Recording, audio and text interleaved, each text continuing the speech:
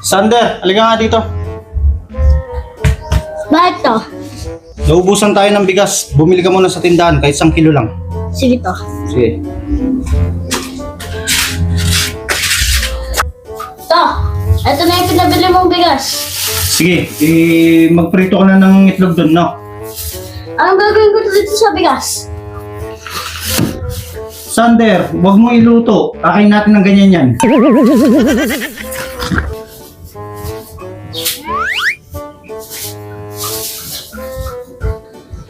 To, eto na yung itlog. Talagang magaling ka, Sander. Ay, marunong ka talaga sumunod, Sander. Yan ang gustong-gusto ko sa iyo eh. Ay, salamat. Makakain na rin.